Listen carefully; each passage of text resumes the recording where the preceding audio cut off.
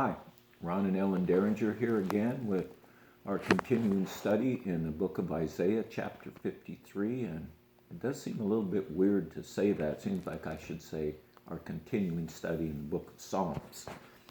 But we've taken a break and we will pick that up at some time in the future. But for this time, this season that we're coming into in the next month or so of Resurrection Sunday of Easter, and I think it's just appropriate to look a little bit more deeply than we usually do as what Jesus did for us.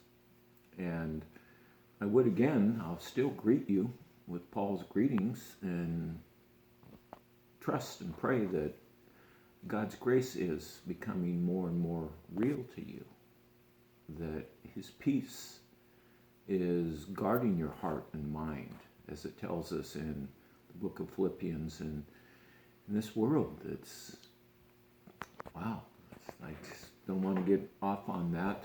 I've got a lot to cover here tonight, and I'm going to try to not get too wordy and narrow this down.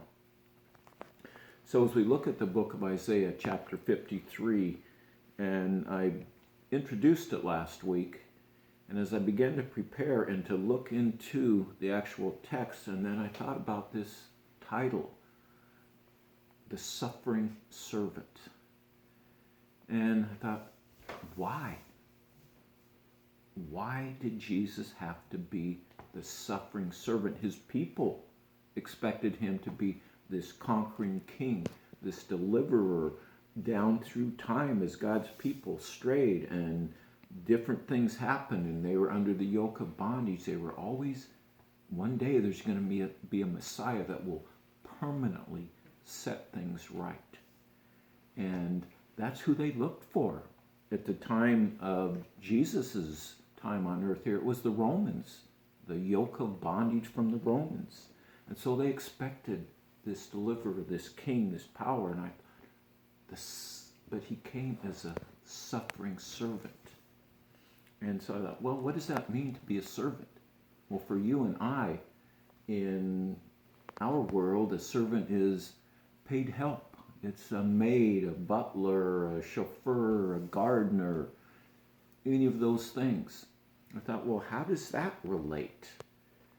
Well, as I dug into it, and as I looked into the original Hebrew language and looked up the word servant, it doesn't mean what we think a servant is. What it means, it's closer, and hopefully don't get into trouble in this white supremacy slavery thing, is it was closer to the word slave than servant. In fact, the actual literal rendering out is bondage or bondsman. So why did Jesus have to come that way? Because God is a holy God.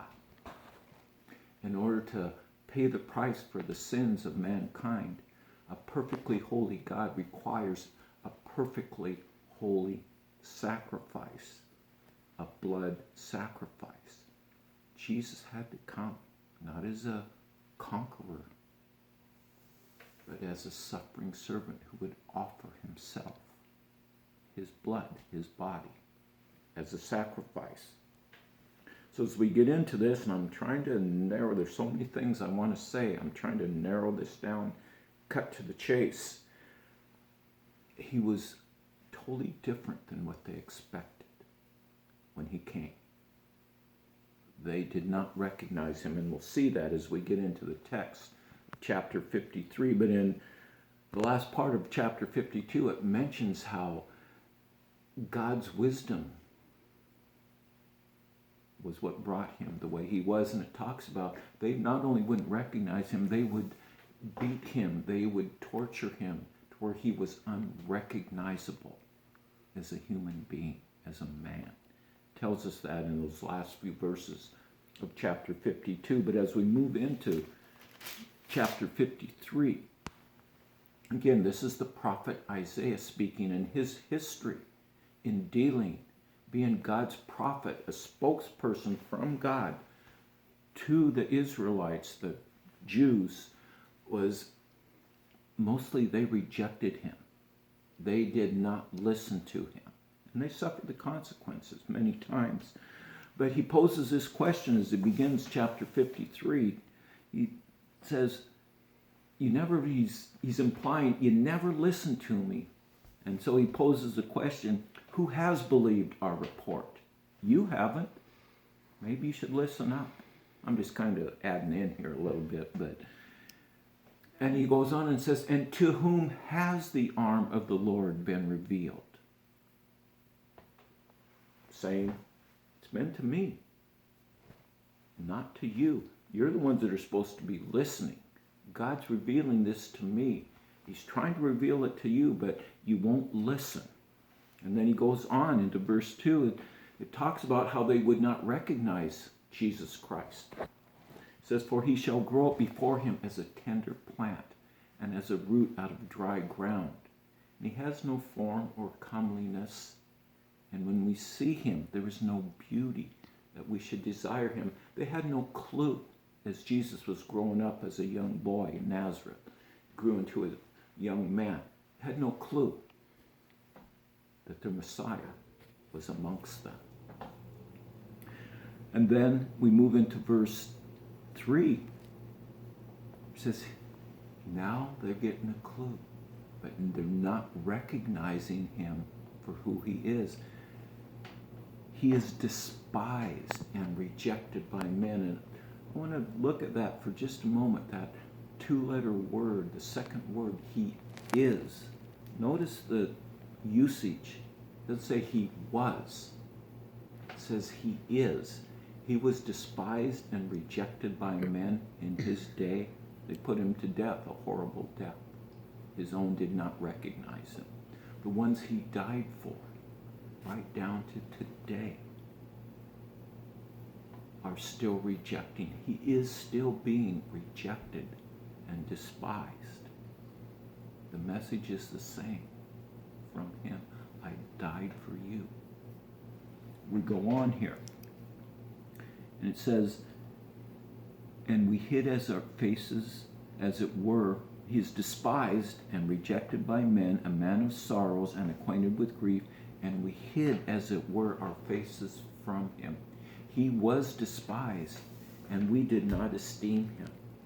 There's such a contrast between what they expected and what they got. And we're going to go more into the details as we move through Isaiah chapter 53 of this thing of being marred beyond belief, being beaten, and just a horrific death on a cross, and how he handled all that.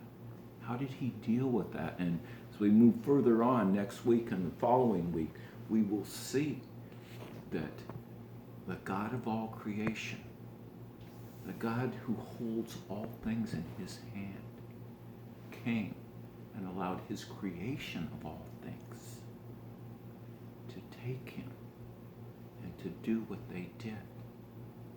But he did resolute, said, as he was in the garden and he was agonizing on that night he was taken. And Father, if it was possible, take this cup from me. That was the man, Jesus. The man, God-man, Jesus said, nonetheless, not my will, Father, but yours be done. He resolutely was committed to doing that for you and I, for whoever will come to him. And there's a lot more I could say about these things right now, and I'm not going to repeat other than to reaffirm that it goes on. The Jews wanted a deliverer. They wanted someone, a king of power, glory, and might.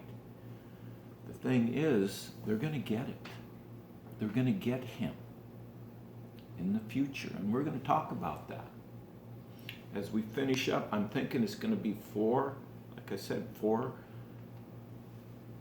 parts to this study in Psalm 53. But as we finish that, this suffering Messiah, that we are going to look at, we're going to go into the book of Revelation, and we're going to talk about the transformation. Same Jesus, same God, but he didn't just stay in that grave. We'll talk about that as well. But he rose from the dead, the power of God. He sat down at the right hand of power and majesty, and he's coming back. I mentioned this last week, and I feel it just as strongly, if not more strongly, that time's getting close.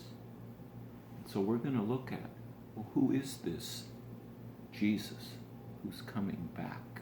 We saw this Jesus who came. We were looking at this Jesus who lived and died. We're going to look at this Jesus who's coming back one day. And the resemblance, the contrast is going to be so stark, so different. This coming king will be a God of power, of glory, and of might. But more about that later. We're going to close for now. God bless and take care.